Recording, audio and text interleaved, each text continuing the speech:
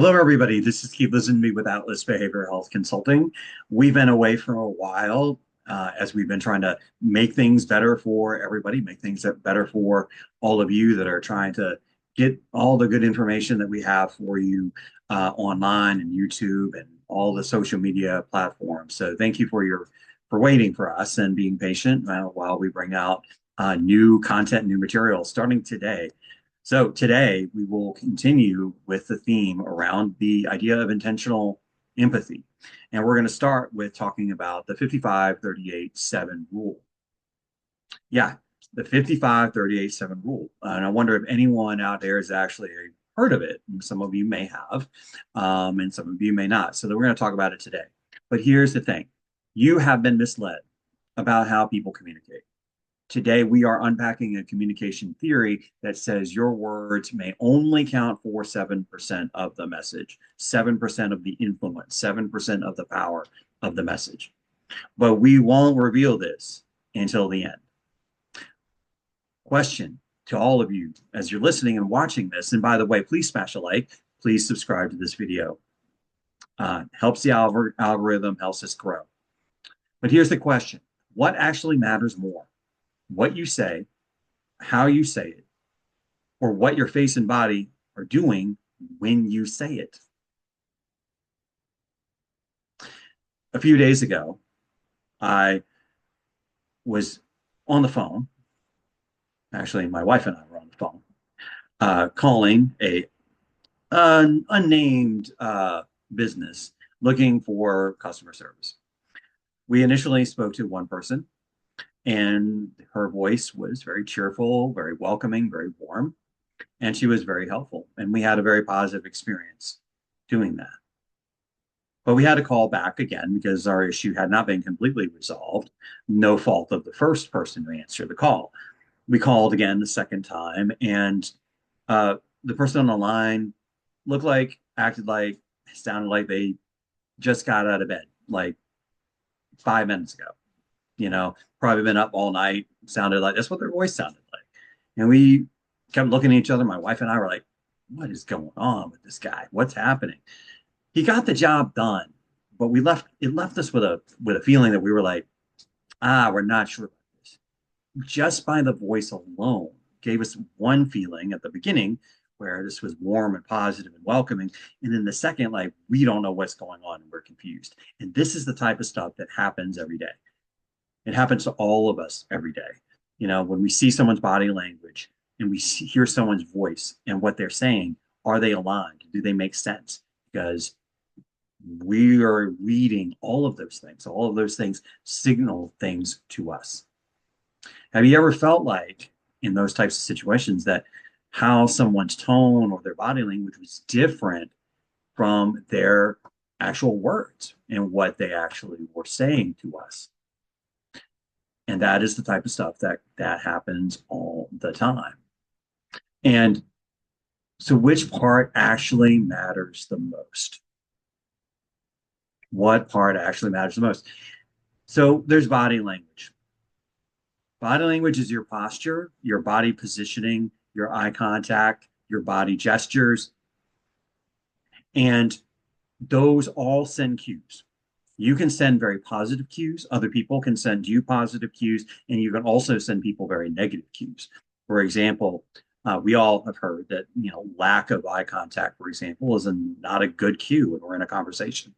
But too much contact, eye contact, that is too much and makes people feel kind of queasy or weird.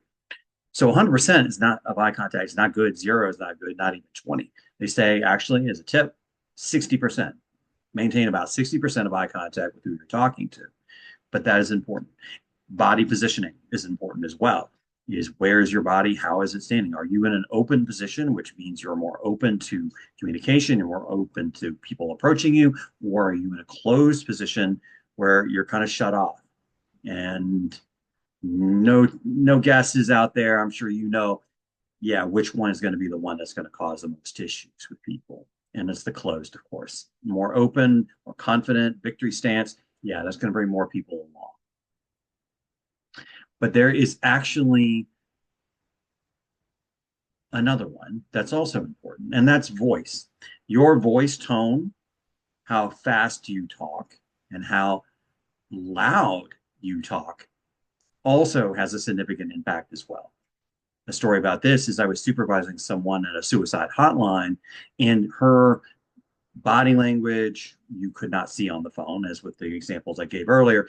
And then she, on her phone calls, she would say the right words. She would be empathetic. She would be warm in the words only.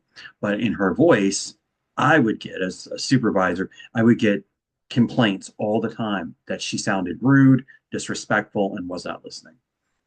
I would sit down with this person and we would listen to the call and we would figure out, whoa, wait a minute. You're saying all the right things, but your voice is rough and unwelcoming and um, edgy in its sound and its tone, its cadence. And this was her natural voice. You can't change her natural voice. But it really had an impact on callers who would call and complain and be like, she didn't listen to me, even though if you just listened to the words, she in fact was. So that tone of voice, cadence of voice, speed of voice is really, really important. So there is an actual formula for all of this. Remember 55, 38, and 7. There's the formula.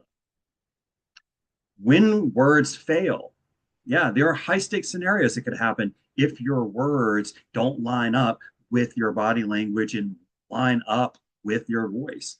First dates, massive place to make first and last impressions. If you say things in a way that show you don't have confidence in yourself, for example, or you're overly nervous, everyone's nervous on a first date, or your body language is really, really closed and not very open, that suggests that maybe you're not into the person to the other person. So the chances of getting that second date go down. Job interviews, same type of scenario where you need to make a first impression with your body language. Do you have an open body language? Are your hands up in the air where people can see them and gives them a warm feeling? Or do people not see your hands? Or you're in a closed position, just like in the first date example. Conflicts also. When our tone is lower in a conflict versus aggravated, agitated sounding, louder, faster when we're, more emotionally upset, then that gives the message of anger, irritability, and has a tendency to push people away rather than drawing people in. If we have a calmer voice, a smoother voice, slower voice, it actually changes the brain chemistry of the other person listening to the point where things begin to slow down for them.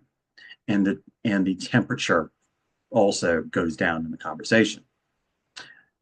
So think about this. When was the last time someone's face said more than their mouth? Yeah.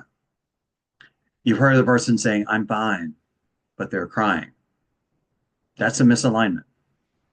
Someone who's obviously crying and their head is down and they look very sad on the outside, but they're saying, I'm fine, and their voice is slow and low volume. Those words, I'm fine, and those two things are not aligned. Which is going to be more impactful to you? Well, the crying, definitely, and the tone of voice, a little bit as well. The words might as well have gone out the window. They don't align and they're disbelieved. So that's another important takeaway is if your body and your voice are not aligned with what you say, people may not think you're telling the truth. So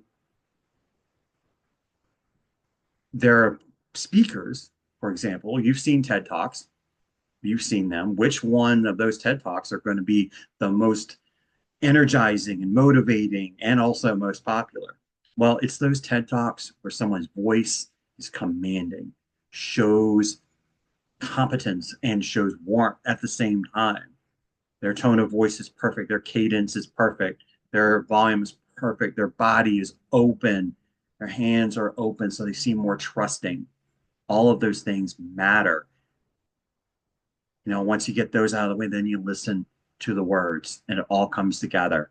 Those are the TED Talks that actually work. Now, most people get the numbers right, but the meaning may be totally wrong. So here's the point.